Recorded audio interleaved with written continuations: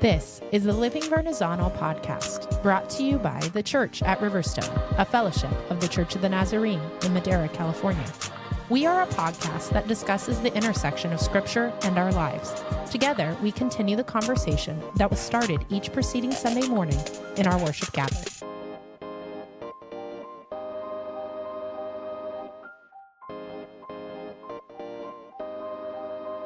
Hi, everybody. I'm Nick. I'm Natasha. I'm Brittany. I'm Derek. And we are the Living Vernazzano podcast, back with you this week as we continue this journey that we have been on through the book of Romans. As a quick reminder, last week we moved into chapter 12 of Romans, which we discussed how this was the beginning of another section in the book of Romans. Up to this point, Paul has been really laying a foundation, and now we move into this place where he begins to present an ethic of sorts of what it looks like to live, what it may look like to live. But last week we looked at verses 1 through 8 of chapter 12, and in these few verses, Paul outlined our lives as worship in response to God's mercy, as well as the importance of humility amidst diversity. Together, we discussed how a communal life of worship is directly related to the transformation that the Spirit brings to our lives. This week, we're going to be moving into chapter 12, verses 9 through 21, where Paul expands on his understanding of what it might look like for love to be put in action. Today, we have Natasha reading for us. So, Natasha, would you be willing to read Romans chapter 12, verses 9 through 21? Yes, Romans 12:9. Love must be sincere. Hate what is evil. Cling to what is good. Be devoted to one another in love. Honor one another above yourselves. Never be lacking in zeal, but keep your spiritual fervor, serving the Lord. Be joyful in hope, patient in affliction, faithful in prayer. Share with the Lord's people who are in need. Practice hospitality. Bless those who persecute you. Bless and do not curse. Rejoice with those who rejoice. Mourn with those who mourn. Live in harmony with one another. Do not be proud, but be willing to associate with people of low position. Do not be conceited. Do not repay anyone evil for evil, but be careful to do what is right in the eyes of everyone. If it is possible, as far as it depends on you, live at peace with everyone. Do not take revenge, my dear friends, but leave room for God's wrath, for it is written, "It is mine to avenge. I will repay," says the Lord. On the contrary, if your enemy is hungry, feed him. If he is thirsty, give him something to drink. In doing this, you will heap burning coals on his head. Do not be overcome by evil, but overcome evil with good. All right. Thank you for reading that for us today, Natasha. Let's just jump into our conversation like usual. What are we seeing? What are your thoughts? What's standing out to you? I think one of the first things as I'm reading through this, I realize here we are again with what seems like a whole bunch of do's and do nots, which seems kind of ironic to me given that we've spent the last several months talking about how this spiritual life that we're living in pursuit of Jesus is not about the do's and do nots. And that's kind of been Paul's point to this, I guess, this far in the letter and his conversation. So it seems odd that then he would follow this up with a list of do's and do nots. And I think it can be really overwhelming. I mean, just right there, we probably had, I don't know, I didn't count them, but it seems like another 15 to 20, like, do this, do not do this. So there's a whole bunch more rules that I'm like stacking into my mind. But if I pause and I remember what Paul has said to this point, that it's not about the do's and do nots, but rather it's about being led by the Spirit and allowing the Spirit moment by moment to tell me what I'm supposed to do and then to lead every step. And as long as I'm slow enough to listen moment by moment, then the Spirit is going to lead me into being obedient to each of these things that Paul's doing here or that he's listing here. And it's not that these things are necessarily a list of things every Christian needs to do every day or else. It's a list of things that might manifest themselves in the life of a person who is being led by the Spirit moment by moment. And that's going to look different for everybody as we're obedient to the Spirit in our own context, in our own way, and as the Spirit leads us into each particular situation. Right. It's if we look like back at the beginning of chapter 12 and this transformation that takes place, as you talked about, Natasha, and being led by the Spirit as we are being renewed every day, we're going to naturally begin to look different. Last week we kind of hit on humility. And so a response to or a result of this transformation that takes place, we begin to walk in a humble manner that Paul's calling them to. And we begin to, our love begins to look different. It's not always so conditional as like an expectation and then a response to the expectation, and then I'll show love. It's more of a response to the transformation that's taking place. And so, yeah, it definitely looks different. And it doesn't necessarily change instantly, but we will begin to look different. So at the kids' table, a while ago, on several episodes ago, we talked about this idea of the Venn diagram, where we have this age of Adam in one circle, and then you have this partial overlap with the age of the kingdom, or this age of Christ. Mm-hmm. And then we're living kind of in that overlap, in the intersection between the two. If you don't know what a Venn diagram is, look it up real quick, so that way you understand what I'm meaning. Two circles with a slight overlap. Yes, yeah. So we're living in that overlap part, and one of the kids, again this week, was like, oh, so the more that we live into the kingdom, the more we get to see that kingdom circle merge over into the age of Adam. And so ultimately, God wants like that kingdom circle basically to merge over to the age of Adam, so much so that there's like mostly all kingdom there. Mm-hmm. And I feel like until Christ's second coming, that's kind of the goal, where there isn't anyone living outside of exposure to the kingdom, because the kingdom is so saturating that it's starting to take over this age of Adam to a point where everybody's getting to taste the kingdom on a much more regular basis than what we get to experience now. And hearing that, it makes me think of something that I would like to address that was talked about at our table on Sunday. But it's about the last two verses of our passage. So I don't know that I want to get there yet. But when we get to the conversation about heaping burning coals, I think this particular conversation about the Venn diagram and the overlap kind of comes full circle. So bookmark it. So let's put a pin in that and make sure we do come back to it, because I think it's definitely important to that overall conversation. But before we get there, just right at the top, when I was kind of working with this passage over the last week or so, the verse that really stuck out to me was, in fact, the first verse that we read, the verse 9, where it says, "Love must be sincere." But, in true Brittany fashion, I'm going to say that it was the NLT translation that really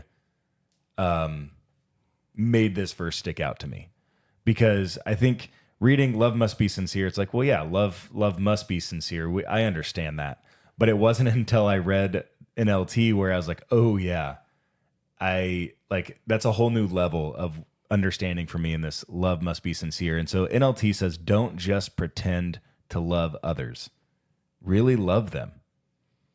And when I think about that, it is so easy, especially in a world like a church world, not the greater world, because the greater world would say, if somebody does something bad to you, respond and because that's just what's allowed. But in the church world, everybody would say, you're to love your enemies, you're to love people, and be nice to them or whatever. But all too often, and I think we've even talked about it on the podcast before, but a while back, usually it's followed with this statement where it's we got to love them, but we don't got to like them, kind of mentality. And I think that within the church world, this understanding of love people, like love everyone, we kind of have this idea unspoken where it's like a pretend love. At least that's my impression that I get. Like the love that so many of us in the church, as we're talking on the surface, refer to is this pretend love where it's not really loving them, because it's really just this, I got to love them, but I don't got to like them mentality. And that's not really loving somebody. That's pretend loving them. That's putting up this facade where on the outside you're smiling at them, but on the inside you're like, man, I cannot wait to get out of this interaction with you because I can't stand you. And that's not what God has for us. That's not what Jesus died to produce within us, right? And as I think about what Paul is addressing within the church at Rome, right? This division that exists, like he's calling for unity, and true unity only comes when we really love people. Not when we just pretend love them, but when we really love them. And so just right off the bat, like this verse really spoke to me, really challenged me to go deeper in my understanding of what it means to love those around me, whether it's within the church or outside of the church. I think that loving people that have hurt us, especially in the church, can be a really hard thing as well. And so I think it's important to remember, again, this is not a legalism conversation. This isn't a rule. Love other people. It's obey the Spirit as he shows you and changes your heart to the point where you are able to genuinely love. Because that's how we get into this mess of the pretend love anyway, is where we know what we ought to, but we're incapable of doing it in our own power. We need the strength of the Spirit to be transforming us and renewing our mind continually, renewing our heart and helping to repair the damage and the hurt that's there so that we can love like Jesus does. Because it's not something I feel like that you can do on your own. Yeah. No, that's a good call out. That's good. It feels like it's like Paul is expanding on what Jesus has already told them. Love your neighbor. Like that's one of the two main commandments. Love your neighbor as yourself, and love your God with all your heart, soul, and mind. So he's asked us to love, and it's like Paul's giving us, on the East Coast, we used to listen to Paul Harvey. So it's like the Paul Harvey rest of the story. The rest of the story is to really love them. Don't just pretend. Don't just act like you do. Like really love them. And in the NLT also, it says, love each other. In verse 10, it says, love each other with genuine affection and take delight in honoring each other. And that's not something you can fake. Like you really can't, like I can walk by somebody and be like, hey, like smile, wave, and be all like cordial, but to really care and show genuine affection to people, like they can tell the difference between whether you're being genuine or not. And I think that's really, Paul's just expanding on what Jesus has already, the guidance he's already given. And I think if you were to look at that as like a list of do's and don'ts, like it, for me, feels like none of it would be obtainable without understanding what it means to truly and genuinely love someone, because all those other things will become a list of do's and don'ts. It's much like what the Jews have done with Jesus. Like they got this list of do's and don'ts and forgot the one who gave himself for them or gave them the law. That they've forsaken the relationship for a set of do's and don'ts. And when you forsake the relationship, the love will look kind of fake. And when we are truly seeking to love God, like I don't want to make it sound so simple, but it genuinely just, it is a byproduct of truly loving God. You have this ability to begin to see people differently, which is, I think, where Paul is at. Like Paul is able to see the Gentiles differently because of the encounter and the relationship and the understanding that Jesus gave him. And so he's calling for that same thing because of the unity that he's desiring, that God's desiring to take place in the church at Rome. As I sit back and kind of look through the verses that follow, kind of at a, I don't know, from a distance, 20,000 foot view, whatever you want to call it.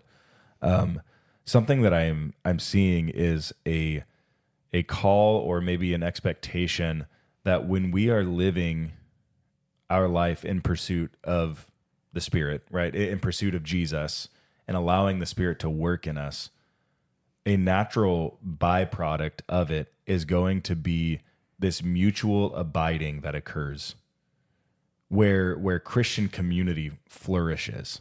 And so, like, I worked down this list, and it talks about be devoted to one another in love, as Brittany already talked about. Honor one another above yourselves in finishing that statement. And then you keep going. Share with the Lord's people who are in need. Practice hospitality. Bless those who persecute you. Bless and do not curse. Rejoice with those who rejoice. Mourn with those who mourn. Live in harmony with one another. Like, you could just keep going down this list, and everything about this list has to do with the relationship between, like, one individual and another, or a group of individuals. And so as I reflect on this idea of the life that has been transformed by the Spirit, what I am seeing is a transformed life results in a very communally oriented life. Like Brittany already pointed out, right? Like, the transformed life is one that does love God with all that they are. And as a result of loving God with all that they are, it's almost like you can't help but love others with all that you are too. I think that love for God also, in that list that you're reading, I feel like verse 11 kind of stands out, as it doesn't necessarily fit in that list of interactions within community. Right. But the love that we have for God, never be lacking in zeal, but Yes. keep your spiritual fervor serving the Lord. I think oftentimes when you've served in the church a long time and maybe things aren't going as well as you'd hoped, you can become complacent in your service. We get tired. But I think it's because oftentimes we've either forgotten Our first love, or maybe we're running ahead of our first love. And I think as we really keep, again, back to keeping Jesus the focus, back to being Spirit led, back to falling in love with God and allowing everything we do to pour out of that, I think if you're truly in love with God and in relationship with Him, and that piece is going well, this desire to serve with great zeal and your spiritual fervor, I mean, it resolves on its own. It does. It stems from this love conversation that Jesus initiated a long time ago, and we're getting now this, Paul's remix of it. Something that I talked with the little kids about on Sunday was we talked about harmony. I showed some clips from Trolls Band Together because it's a favorite in our house. But in the movie, they try to get this perfect family harmony, and in the beginning of the movie, and it just goes all wrong, and they end up splitting up this band. And then at the end, they get this perfect harmony, and they are able to accomplish this goal that they have.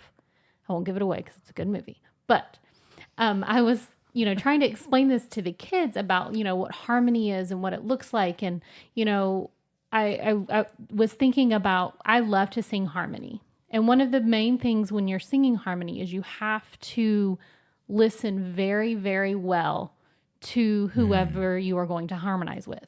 So if you can't hear them very well, you're not going to be able to harmonize.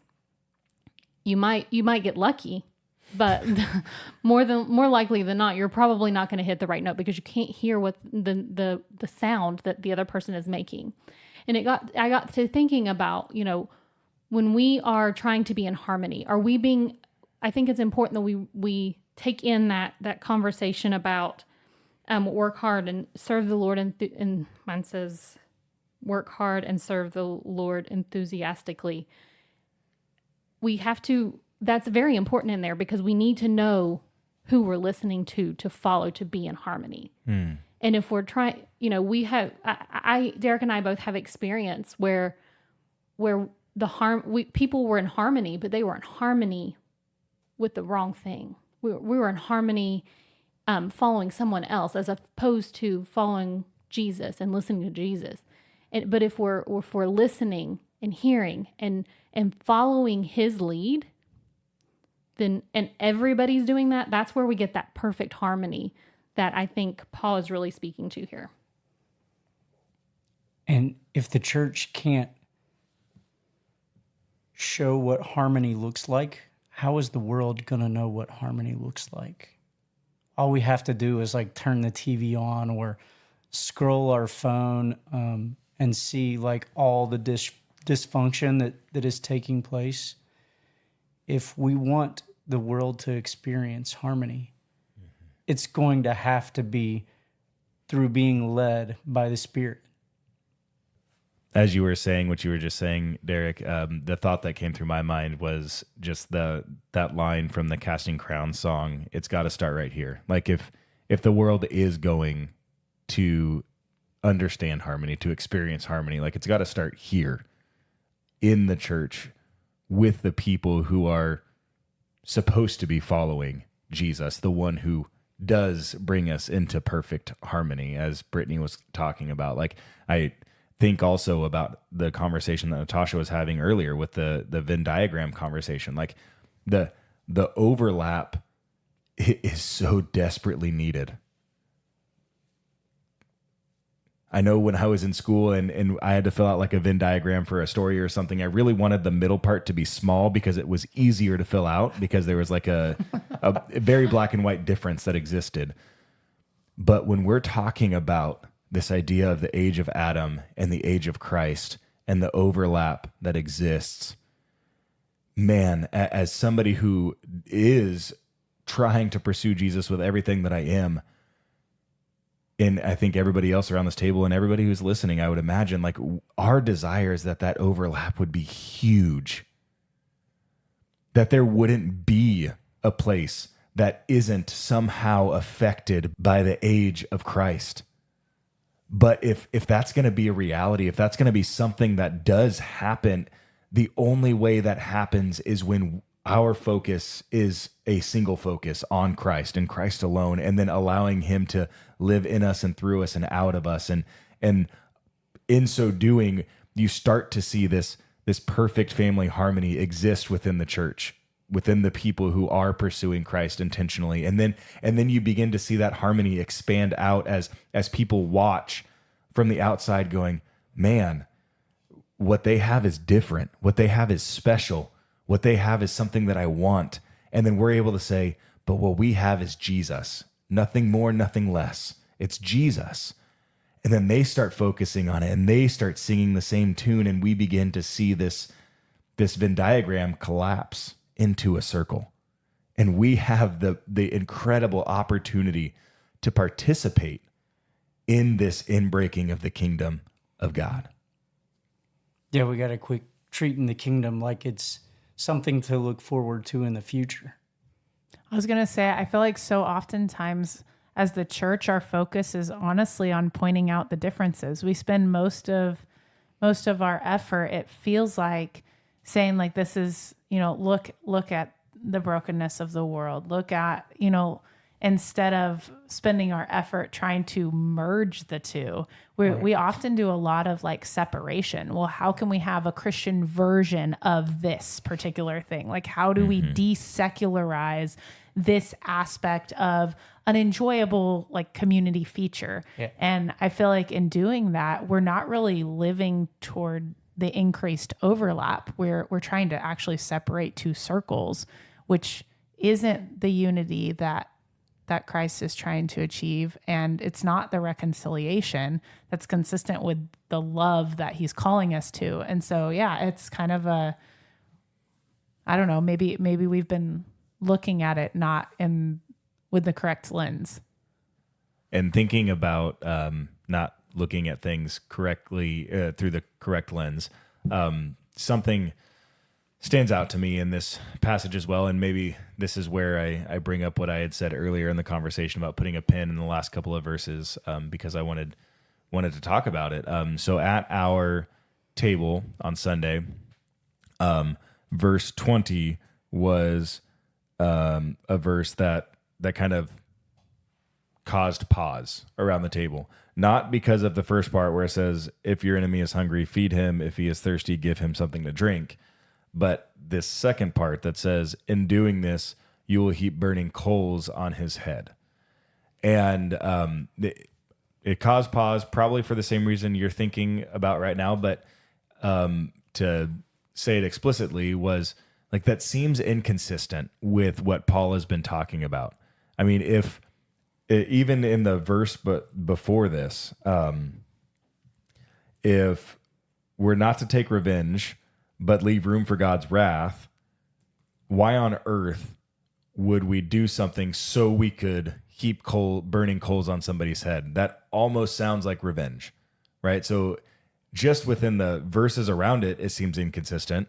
And then in the greater body, like in this section, it seems inconsistent because he's calling us to be living out this life of love in action. And then within the context of like the book as a whole, it seems inconsistent because this call for unity, I guess, I don't think somebody would want to be united with me if my intent for them is to dump a bucket of burning coals on their head. Like, that's not a way to bring us together. That's probably a way to drive a wedge between us. And so at our table, we're like, well, what on earth is Paul communicating with this use of this particular proverb? Because this is actually a reference to Proverbs 25. And so why is he using Proverbs 25? And when I was doing some research into this, there was a few different things that were presented, ideas that were presented as possibilities. Yes, one of the options was, do these things in order to bring shame on them, so maybe they would recognize the error of their ways and turn. But then another one called back to like Old Testament tradition and what the purpose of burning coals was. And so there's a couple of different places that came up. Ezekiel was one of them, but then also Isaiah was another one where a burning coal was discussed or a bucket of coals was discussed. And in Isaiah, Isaiah is in the throne room of God. And he has just made this profession where he says, I am a man of unclean lips, and I live among a people of unclean lips. And subsequent to that confession, a seraphim goes and with tongs grabs a burning coal and brings it to Isaiah and touches his lips, symbolizing a purification. And following this purification, he accepts this call, this charge that he has been given to go. And so in this particular story, a burning coal was not used to try to pour and heap shame on Isaiah. It was actually used to purify Isaiah to serve the purpose that he was intended to serve. Also, if I think about like looking forward and fire is a very common thing that's addressed at like when it comes to the end times. And then looking forward, this fire that is addressed with like on the day of judgment is a fire of purification. It's a fire that burns away the chaff and results in a purified people, a purified metal, like it depending on the place that you're reading. And so burning coals, fire is all about this process of purification.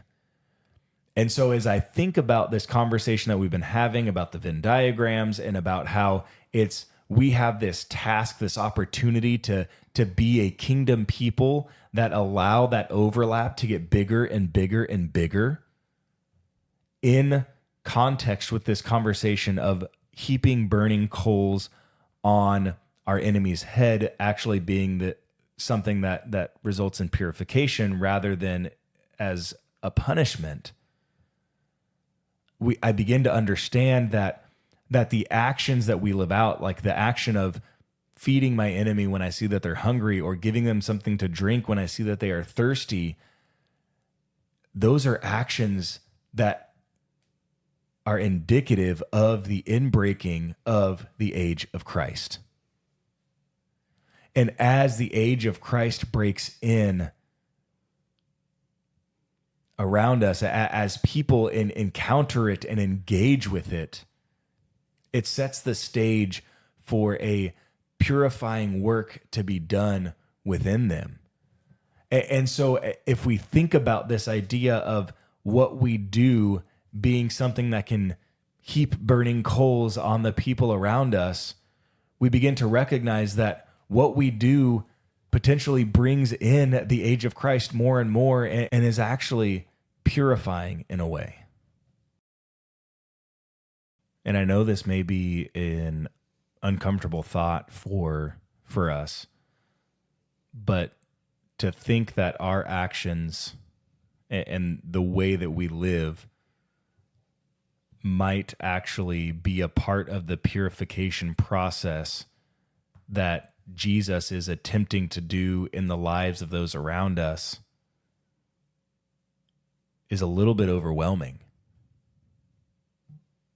And yet, it seems perfectly in line with the invitation that he has given us to be the salt of the earth and the light of the world. I mean, make no mistake, it is Christ and Christ alone who justifies, who saves. But he has called us to participate in this mission of reconciliation throughout the entire world. And so maybe we need to sit back and we need to begin to ask ourselves this week, how can I really love the people around me? Not just pretend, but really love them. And through those acts of love, participate in that purification process that Jesus is wanting to do in their life.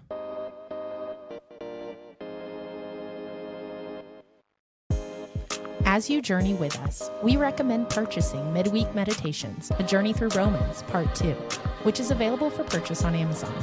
Also, be sure to follow the Living Vertizontal podcast to stay current on all our new releases. To learn more about the Church at Riverstone, visit us at thechurchatriverstone.org.